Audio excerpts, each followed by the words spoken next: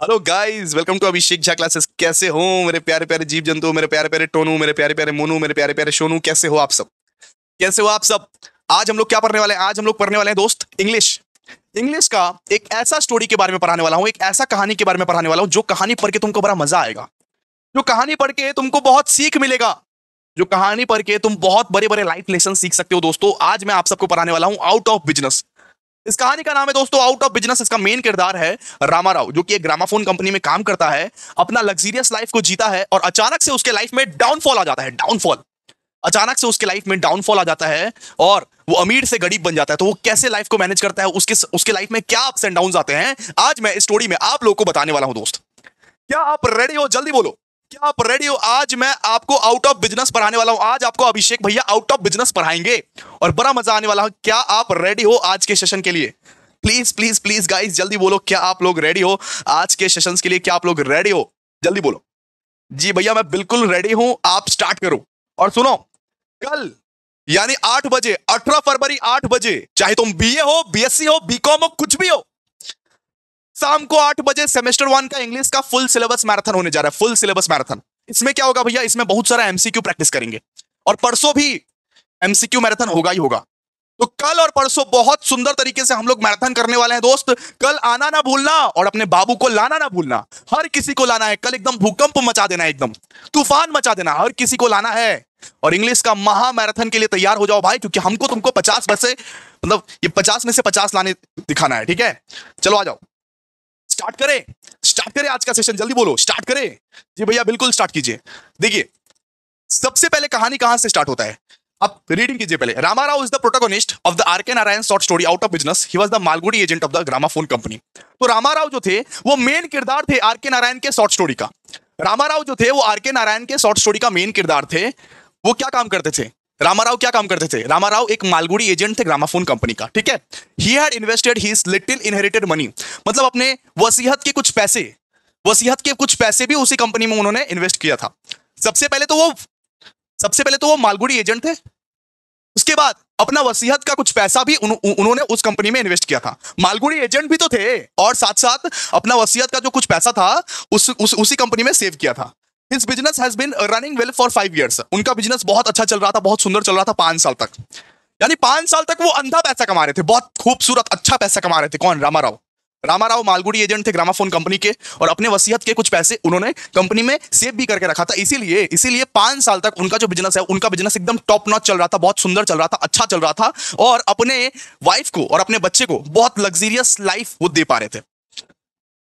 उनका जो बच्चा था वो बड़ा बड़ा स्कूल में जाता था, ठीक है?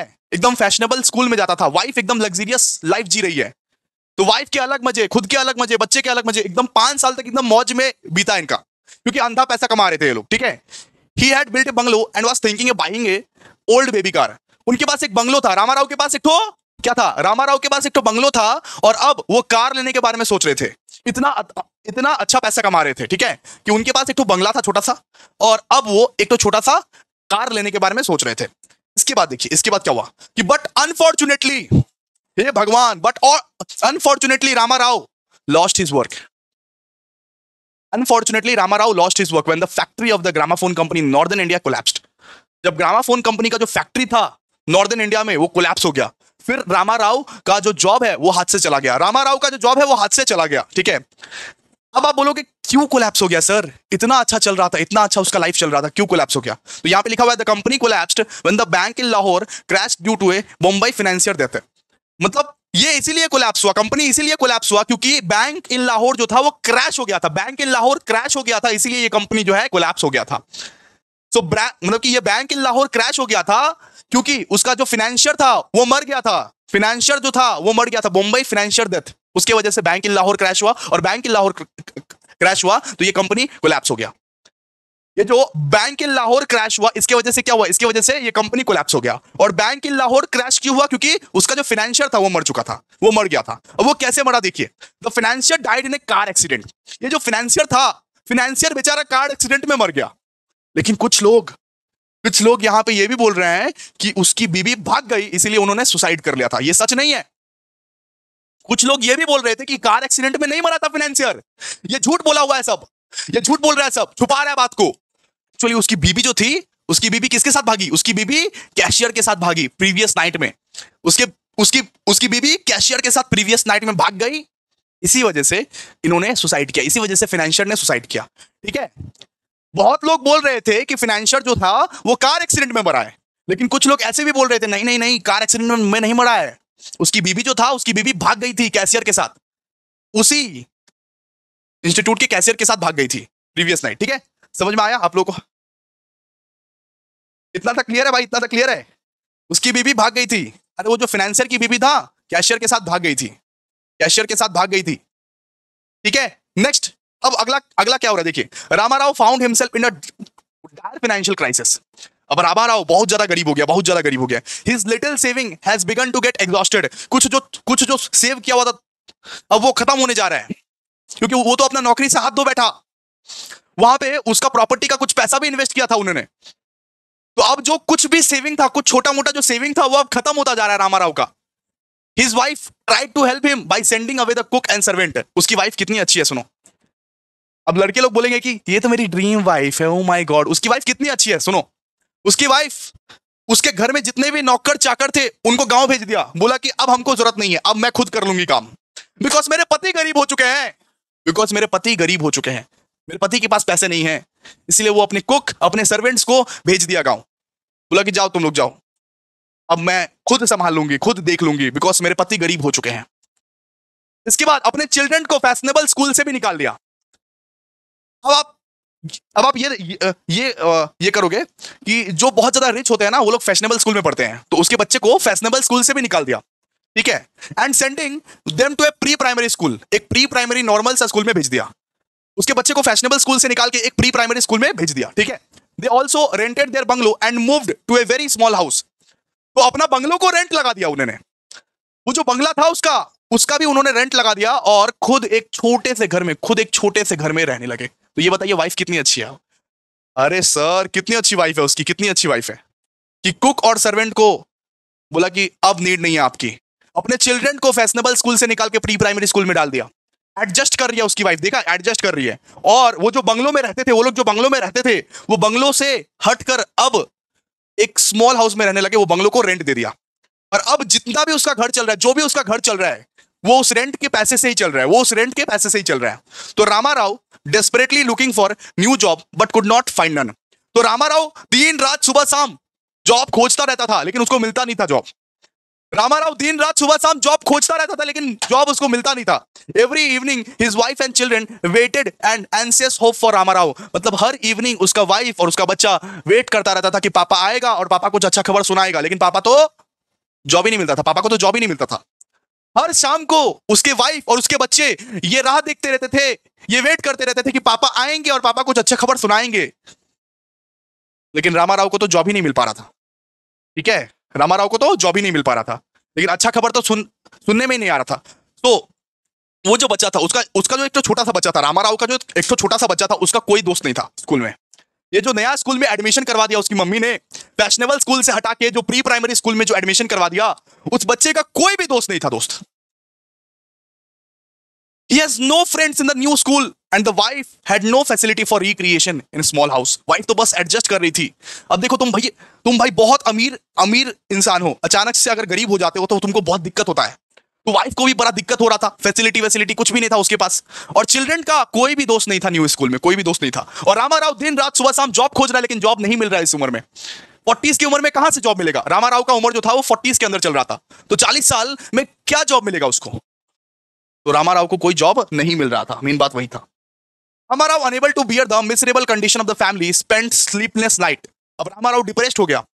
अब एक इंसान जानता है कि उसको अगर जॉब नहीं मिलती है तो कितनी तकलीफ होती है, अगर उसका फैमिली कष्ट में है, उसको जॉब नहीं मिलती है तो कितनी तकलीफ में है। रामाराव इतना डिप्रेस था कि वो स्लीपलेस नाइट गुजारता था, सोता नहीं था, रात में सोता नहीं था। उसको अंदर से बहुत टेंशन था, डिप्रेशन था कि कैसे मेरा घर चलेगा,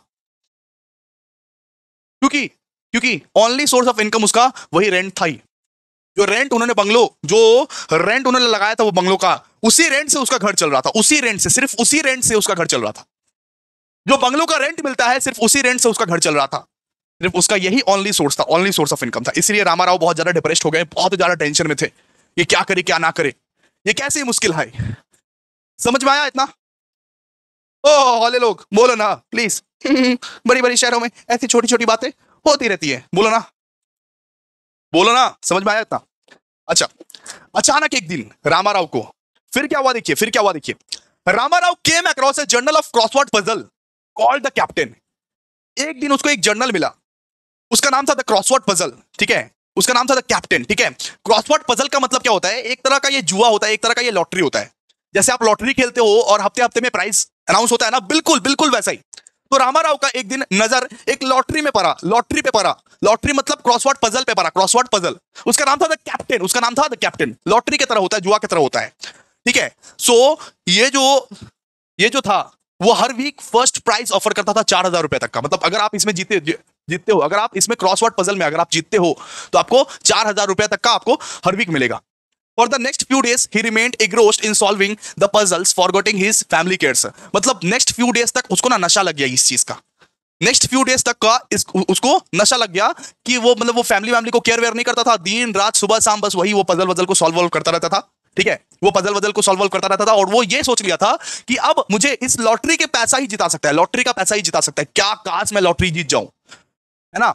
जैसे आप लोग सोचते हो ना कि लॉटरी का एक बार टिकट ले लूंगा, क्या पता मेरा किस्मत चमक जाए और लॉटरी में जीत जाऊं। तो वो बिल्कुल उसी तरीके से वो पजल वजल सॉल्व करने लगा, क्योंकि हर वीक उसको 4,000 रुपए करके मिलेंगे, 4,000 रुपए करके। आज का ये वैल्यू नहीं है, वो उस जमाने का वैल्यू है। सोचो, 1 रुपए का टिकट हुआ करता था, 4,000 रुपए मिलेंगे। सोचो कितना ज्यादा, कितना बड़ा अमाउंट है, कितना बड़ा अमाउंट है, ठीक है। तो every week he sent the solution investing little money and anxious awaited the result. तो हर वीक वो क्या करता था, हर वीक वो लॉटरी में पैसा लगाता था, हर वीक वो उस पजल में पैसा लगाता था, हर वीक उस पजल को सॉल्व करके वो पैसा लगाता था और वो सोचता था कि मेरे को इस बार मिलेगा ही मिलेगा, मिलेगा ही मिलेगा, मिलेगा ही मिलेगा, लेकिन मिलता कुछ नहीं था उसको, ठीक है।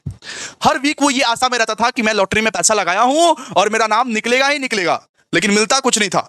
On the day of the result was due, Ramarao waited impatiently, but the heart sunk as he looked at the list of the winners and did not find the name on the list. हर week वो list को देखता था, हर week वो list को देखता था, लेकिन उसका नाम नहीं रहता था उसमें, उसका नाम उसमें नहीं रहता था। ऐसे ही होता ना, है ना। अगर आप लॉटरी का टिकट खरीदते हो, लॉटरी खेलते हो, तो हर वीक आपको जीतना पड़ता है, लेकिन आप जीतोगे कि नहीं जीतोगे ये तो तय नहीं है। आप तो एक प्रोबेबिलिटी में जी रहे हो कि आप जीत भी सकते हो, नहीं भी जीत सकते हो। तो रामाराव का नाम नहीं आता था, कोई भी वीक में नहीं लिस्ट में आता था नाम।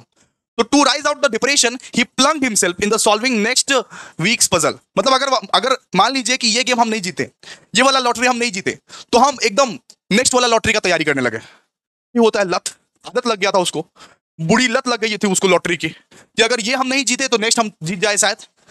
बहुत लोग यहाँ पे ड्रीम 11 पे पैसा लगाते हैं, ड्रीम 11 पे, या ऐसे ही वो सट्टाबाजी करते हैं कि एक में अगर नहीं जीते तो दूसरा में लगा दिया, दूसरे में नहीं जीते तो तीसरा में लगा दिया, ये होप में कि आगे हम जीत जाएंगे, आगे हम जीत जाएंगे, आगे हम जीत जाएंगे। तो वही होप में रामाराव भी था। रामाराव भी एक जर्नल में पैसा लगाता था, द कैप्टन में, हर वीक 4,000 करके मिलता था। उस लालच में वो हर वीक पैसा लगाता जा रहा था, लगाते जा रहा था, लगाते जा रहा था, लत लग गया था उसको, लत लग गया था, ठीक है, लत लग गया था। और वो हर वीक सोचता था कि इस बार मेरा नाम आएगा, इस बार मेरा नाम आएगा, इस बार मेरा नाम आएगा, लेकिन नाम नहीं आता था। लॉटरी जितना इतना आसान है क्या, लॉटरी जितना इतना आसान है क्या, नहीं ना। तो हर वीक वो सोचता रहता था कि नाम आएगा, लेकिन नहीं आता था उसका नाम, ठीक है। तो अब वो क्या किया, अब वो नेक्स्ट वीक का तैयारी करने लगा, सीधा सा बात है। इसके बाद देखिए, one day the journal announced 8,000 rupees. एक दिन तो भैया गजब हो गया। वो जर्नल में लिखा था कि 8,000 का इनाम है, 8,000 का इनाम। और रामाराव देख के आवड़ा बावड़ा हो गया, एकदम आवड़ा बावड़ा।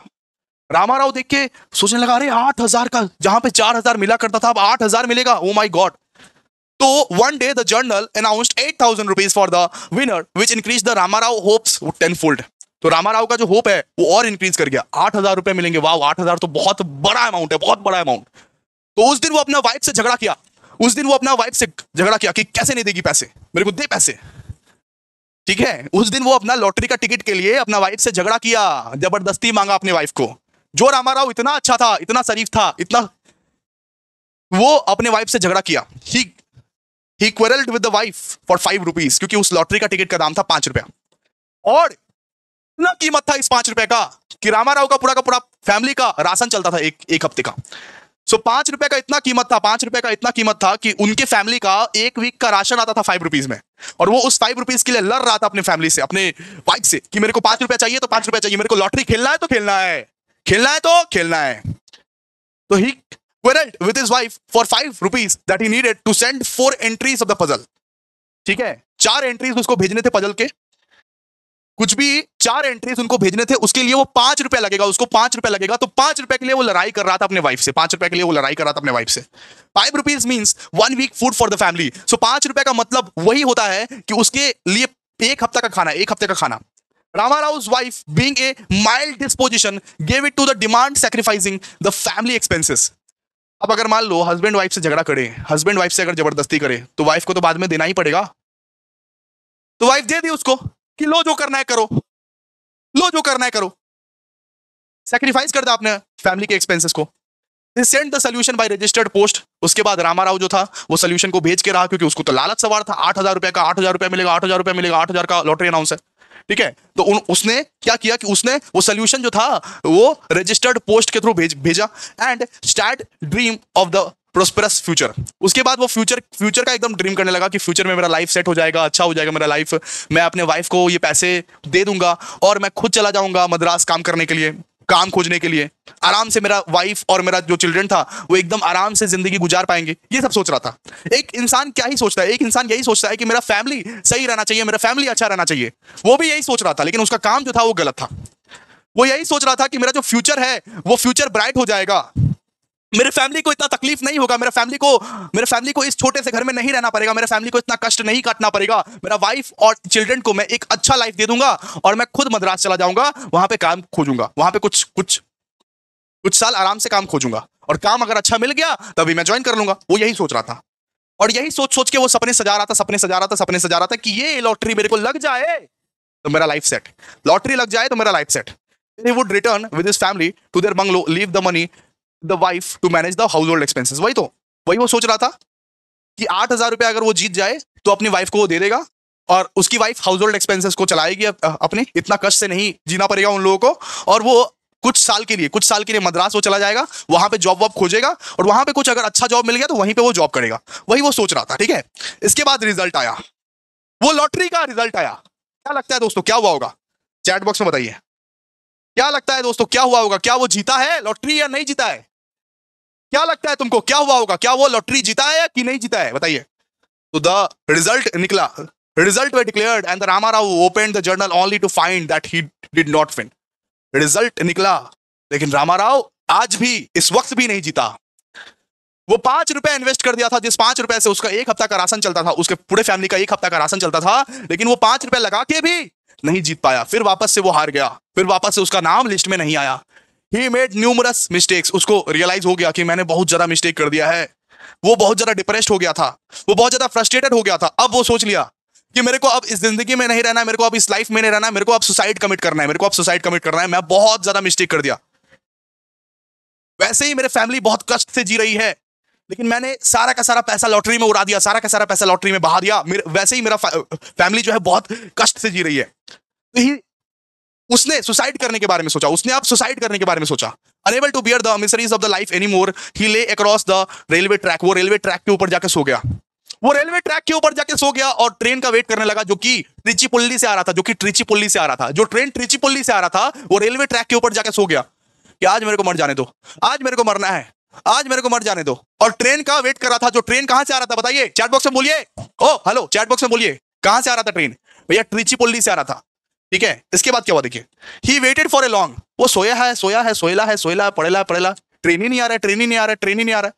ठीक है, वो सोया तो है, वो पटरी पे सोया तो है, लेकिन ट्रेन आ ही नहीं रहा है। He waited for a long time but the train did not arrive. वो tired of waiting, Ramarao rose and walked back to the station.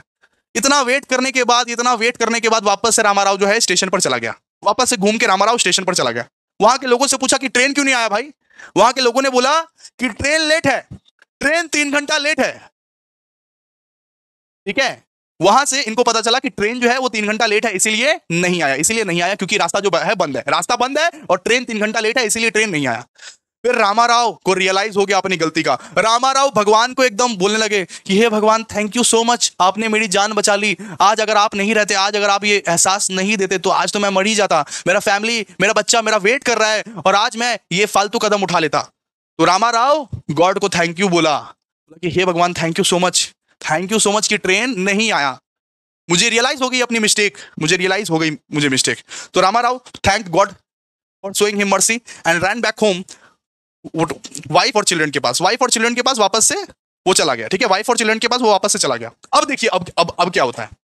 अब इतना बुरा से बुरा दिन आ गया तो भगवान इतना बुरा से बुरा किसी के साथ नहीं कर सकते, कुछ ना कुछ अच्छा तो होगा ही, कुछ ना कुछ अच्छा तो होगा। इतना बुरा तो हो गया ऑलरेडी भाई, अब और कितना बुरा होगा। तो फिर क्या हुआ देखिए, as he sat down for dinner, जब वो डिनर के लिए बैठा वाइफ के साथ और बच्चा के साथ, तो उसकी वाइफ ने बोला कि पता है हम लोग जो जिसको जो हम लोग जो रेंट दिए थे ना अपना, हम लोग जो रेंट दिए थे ना वो बंगलो, हम लोग जिसको रेंट दिए थे ना वो बंगलो, वो लोग जस्ट आया और वो लोग जस्ट बोला कि वो लोग खरीदना चाहता है और उसके लिए वो अच्छा प्राइस ऑफर कर रहे हैं। मतलब वो लोग जो बंगलो रेंट पे दिया था ना जिसको, वो लोग आया और वो लोग बोला कि उसको खरीदना चाहता है, वो लोग अच्छा प्राइस उसके लिए ऑफर कर रहा था। रामाराव खुश हो गया, ओ माय गॉड एक्सीलेंट एक्सीलेंट, बेच दो बंगलो को, बेच दो बेच दो। रामाराव बोला बेच दो, इमीडिएटली बेचो बंगलो को भाई, क्योंकि एक्सीलेंट प्राइस ऑफर करा था, गुड प्राइस ऑफर करा था। Ramarao found the offer excellent and the decided to sell the bungalow immediately, immediately sell करो। तो बंगलो के लिए 4500 ऑफर कर रहे थे, 4500 ऑफर कर रहे थे। ठीक है, वो जो बंगलो के लिए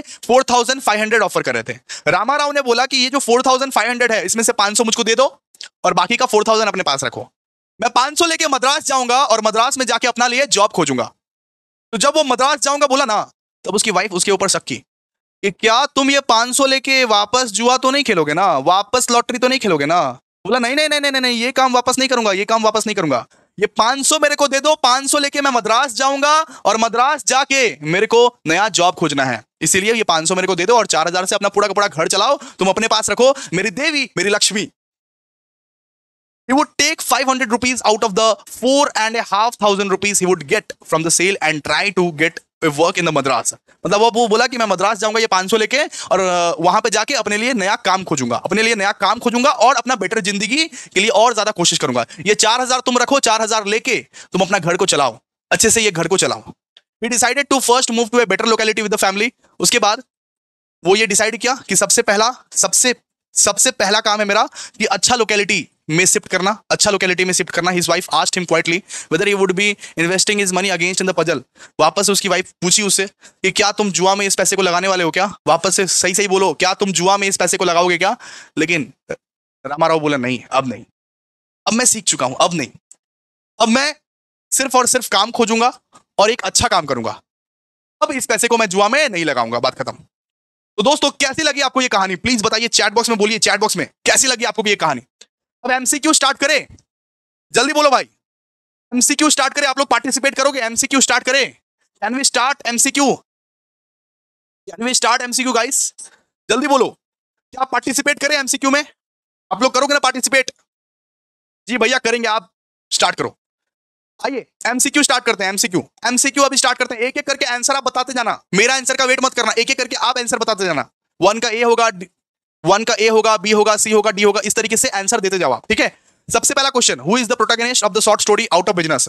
शॉर्ट आउट ऑफ बिजनेस का मेन किरदार कौन था, रामाराव। इधर क्या हो जाएगा, ए रामाराव। फिर रामाराव कौन सा कंपनी में मालगुडी एजेंट था, ग्रामाफोन कंपनी में, कौन सा कंपनी में, ग्रामाफोन कंपनी में, टू का हो जाएगा ए।